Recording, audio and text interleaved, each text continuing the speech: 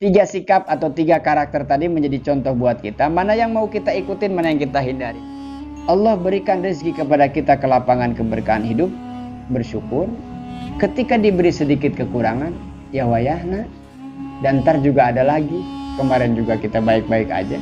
Oh iya, sehari nggak, misalnya nggak megang uang terus kemudian stres sampai gila, sampai harus berobat, harus ke Gunung Kawi, pesugihan lah apa. Aduh, nggak tumbal gitu. Nggak usah, sabar, sebentar lagi juga ada lagi. Ketika ada, ingat, oh ini dari Allah. Terus kita ngaji, tahu khairihi wa syarrihi minallah. Apakah yang terjadi hari ini adalah baik dari Allah.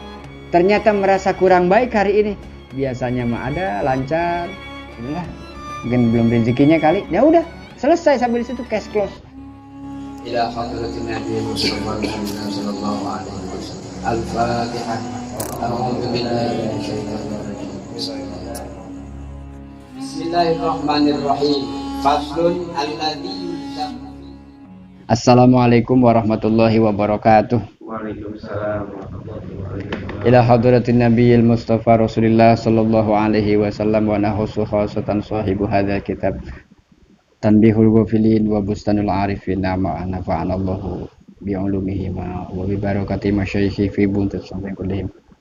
Masyayikhi-masyayikhina mi abaina wa ummahatina wa jaddatina wa ajdadina wa ammamina wa ammatina wa jamil muslimina wal muslimat wal mu'minina wal mu'minatillah.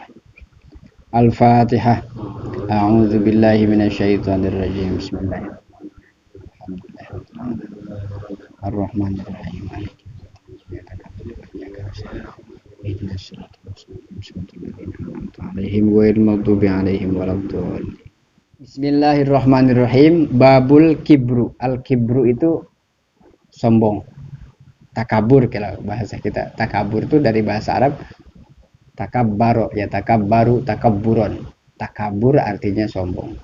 Qala al-faqih radhiyallahu ta'ala anhu.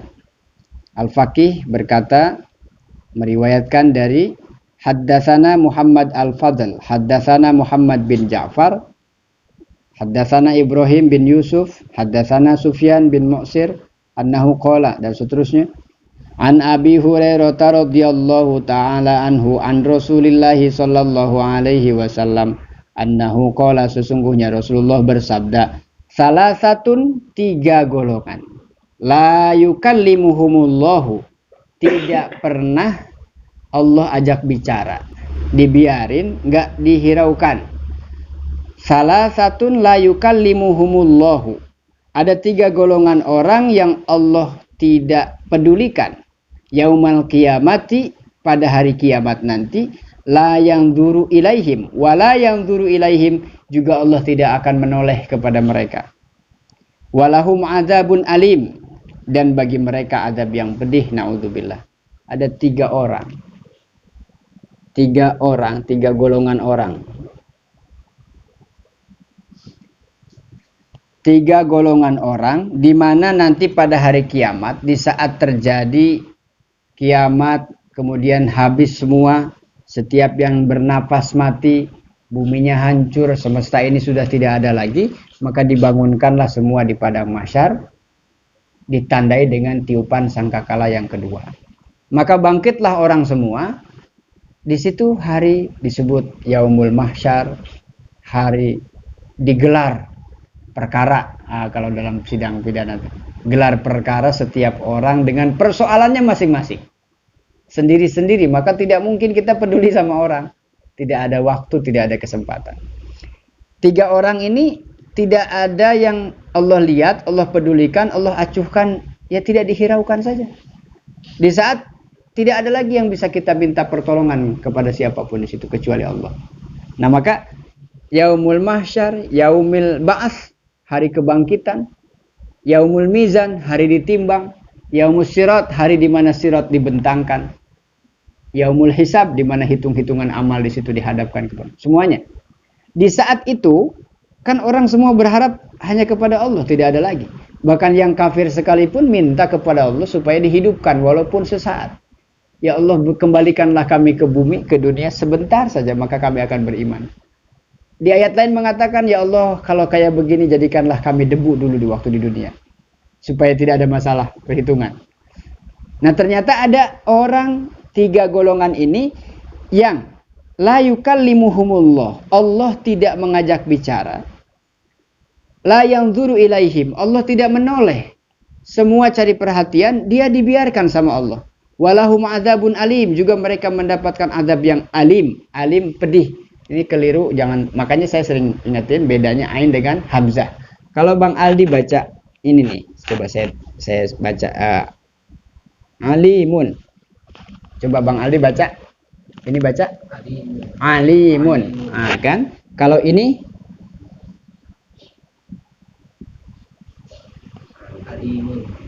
ini hamzah, ini ain kan? Beda kan? Ain dengan hamzah. Harus dibedain. Karena kalau nggak bisa bedain, nanti saru maknanya. Alimun berarti mengetahui. Alimun berarti pedih. Jadi kalau ada kalimat azabun alim, azab Allah amat pedih, pakainya hamzah. Aja kalau sama sangat tahu gitu. Ya kalau pakai ain nanti salah maknanya. Ya ini alim dengan alim. Ya beda. Awaluhum, yang pertama adalah syaikhun. Syaikhun zanun.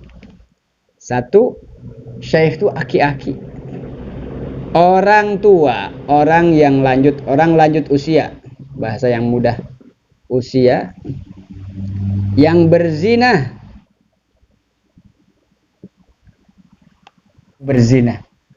Ini termasuk yang pertama, orang yang lanjut usia atau kakek-kakek. Syaikhun itu artinya sudah lanjut usia.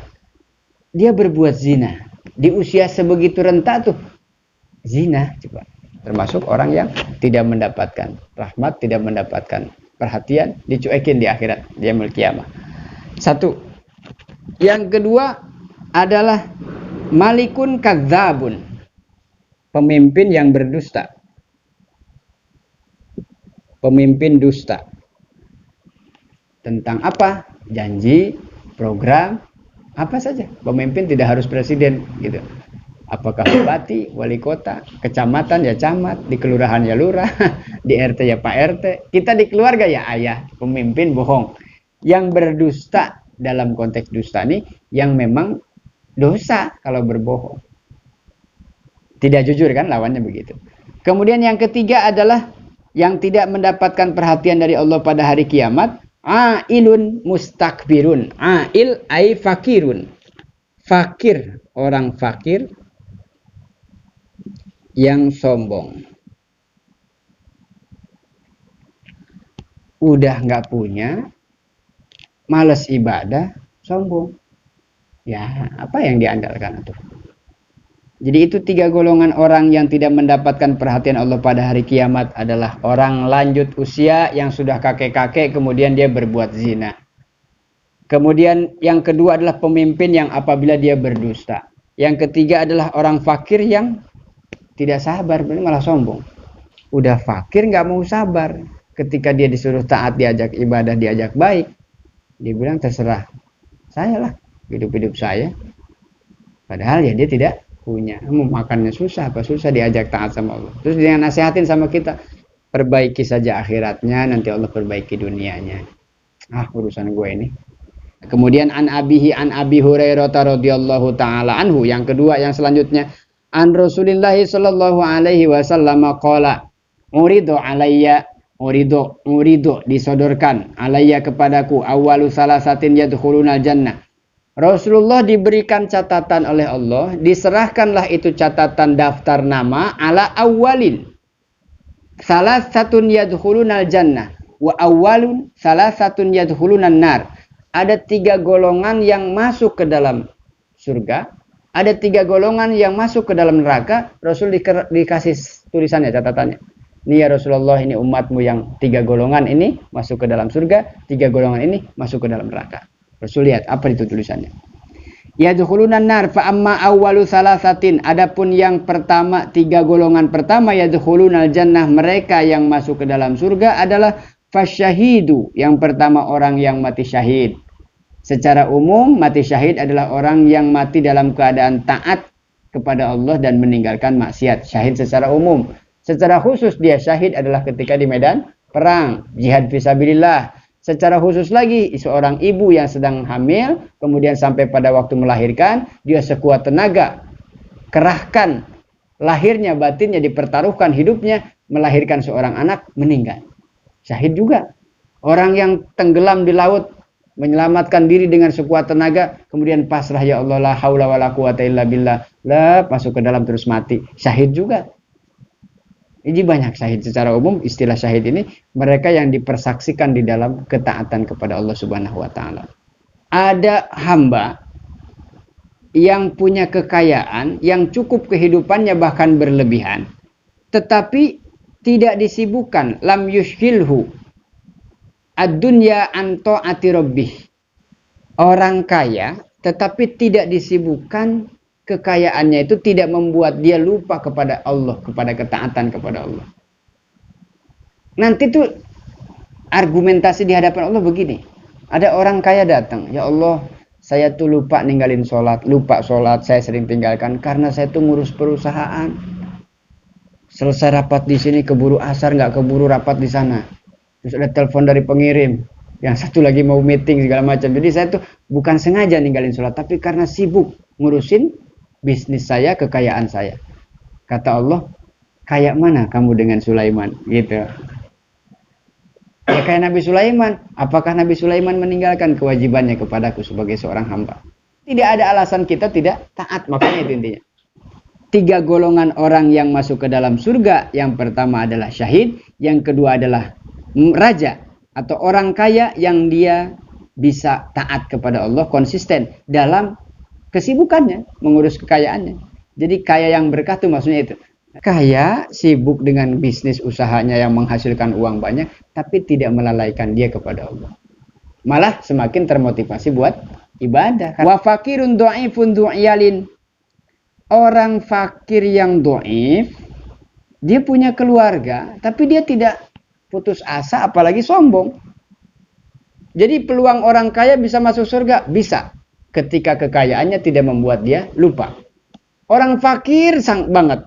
Punya keluarga, punya anak istri, punya keluarganya besar, anaknya banyak. Orang fakir yang doif, yang takwa, yang sabar, dia pasti yakin bahwa tidak mungkin dong Allah kasih anak banyak kalau tidak akan bertanggung jawab memberikan rezekinya. Sudah pasti Allah hitung berapa sih anaknya. Gitu. Udah pasti ada rezekinya masing-masing, sudah pasti. Nah, orang yang fakir, yang doif, yang lemah, tapi dia ngurus dengan benar-benar keluarganya semampunya dia. Anaknya diajarin prihatin, yang lain jajan 5.000, dia coba, 2.000 aja, kan kenyang di rumah udah makan. Ya hatinya nangis, tapi ke anak tuh kan mesti optimis. Nah, ketika menutupi itu di hadapan mereka, mereka kan tidak tahu-tahu. Pokoknya ada rezeki saya dari Allah lewat bapak, pokoknya gitu kata anak. Kalau anak kan gak langsung dapat dari Allah, ngapain ya punya duit? Pas lebaran doang dapat angpau banyak gitu. Nah, itu orang fakir juga punya peluang besar masuk ke dalam surga dengan mudah ketika dia tidak kufur, artinya. Tadi syukur yang kaya, yang fakir jangan kufur.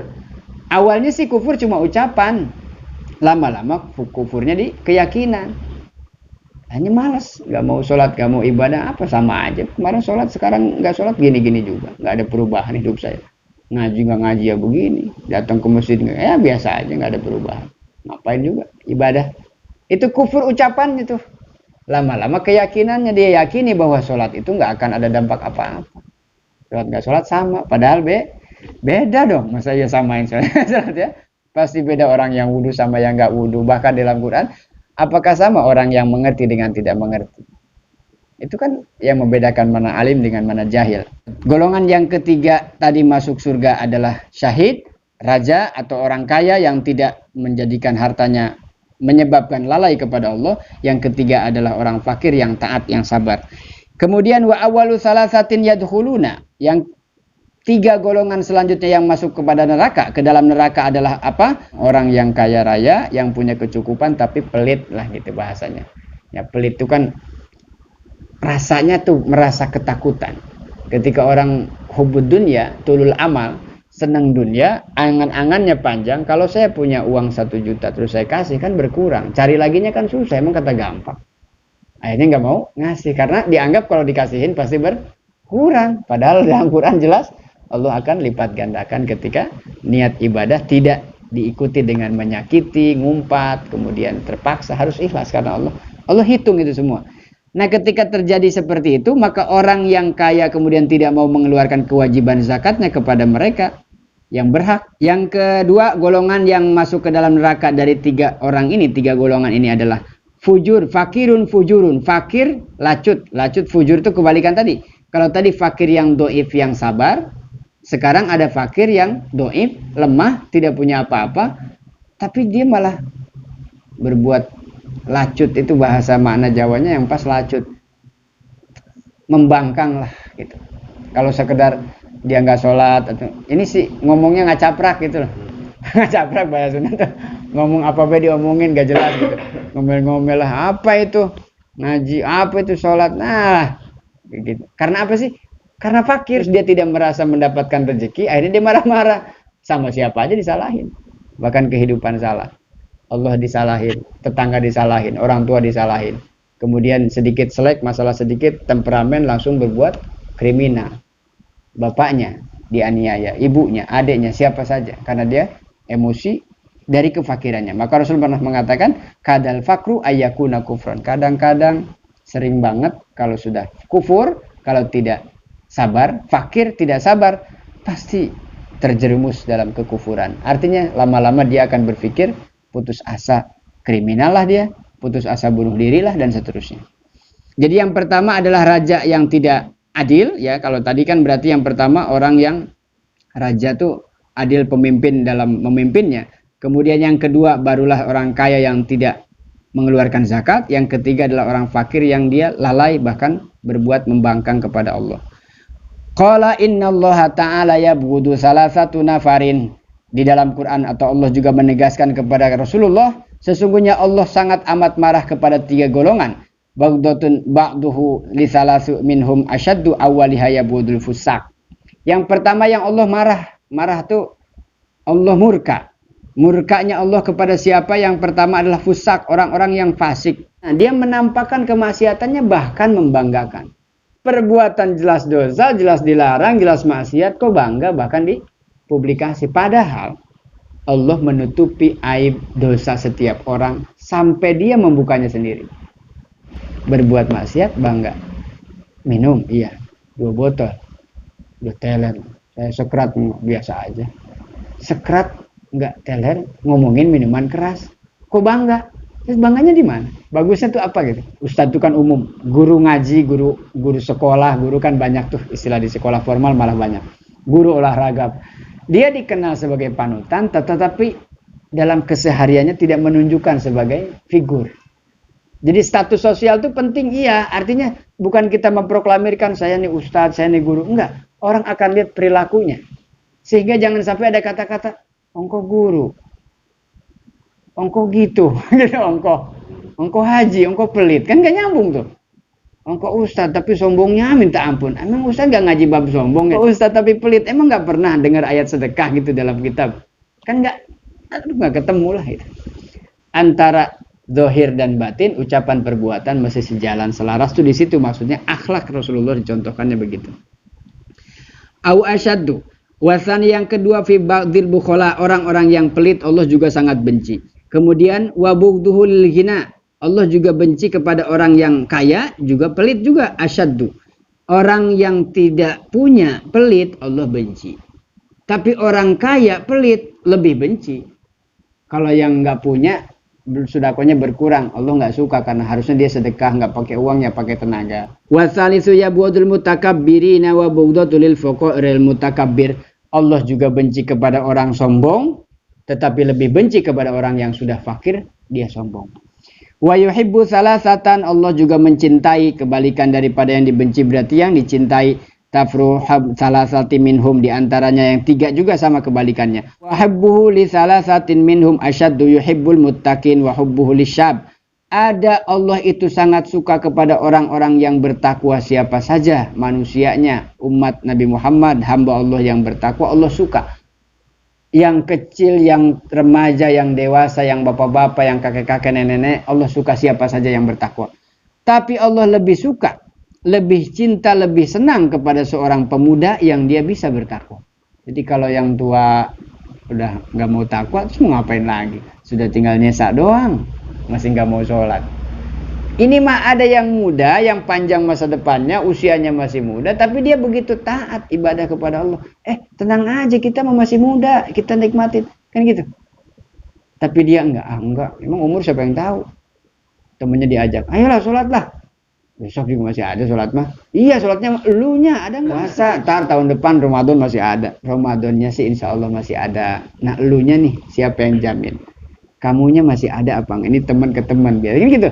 Nah ini Allah lebih suka pada yang muda. Kenapa? Dilihat dari sisi peluang maksiatnya banyakan yang muda. Badannya sehat, kuat, begadang nggak langsung batuk, gitu kan. Nah yang aki-aki udah begadang bentar, meriang besoknya. Allah suka kepada orang bertakwa, tapi lebih suka kepada orang muda atau anak muda yang bertakwa. Wasani yuhibbul askhia wa hibbul fakir as-sakhi. Allah suka pada orang kaya yang suka sedekah. Orang kaya sedekah, Allah senang. Tapi Allah lebih senang orang yang nggak punya sedekah. Nah ini yang kaya jadi malu ya. Jadi kalau ngasih dikit nggak enak kan. Orang tahu bilangnya, wah Pak Haji ini paling kaya di kampung nih. Pas gitu giliran sedekah, ada lelang amal. Pak Haji berapa? Lihat, semen dah 5 sak. Kagak 15 dah 15. Kenapa? Ada yang fakir ngacung juga. Saya ngumpulin deh nabung dari sekarang, insya Allah bisa 5 sak. Minta waktu dah 2 bulan, saya mau nabung. Siapa dia? Tukang. Kerjaannya apa? Ya bangunan apa gitu. Yang gaji seharusnya 150 ribu apa 100 ribu lah. Dia bisa. Nah Pak Haji ini yang kaya malu mau bilang 5 sak. Akhirnya dia 15 sak. Jadi Allah suka pada orang kaya sedekah. Itu baik. Tapi kalau ada orang yang pas-pasan, kok dia juga rajin sedekah. Orang tua bilang, banyak sedekah makanan, insya Allah orang yang bersedekah makanan tidak pernah kekurangan makanan. Banyak sedekah ilmu, insya Allah tidak akan pernah hilang ilmunya. Pasti bertambah. Dan nggak akan pernah hilang. Ditambah ilmunya, bahkan yang belum dipelajarinya. Dan yang terakhir, yang ketiga yang Allah suka lagi adalah Atsalitsu yuhibbul mutawaddiin wa yuhibbul mutawaddi al-ghani. Allah senang kepada orang yang tawadu, andap asor, bahasa Jawanya andap asor, sopan santun, alim, bahasa Sundanya enggak sombong, bager, baik hati lah, pokoknya begitu.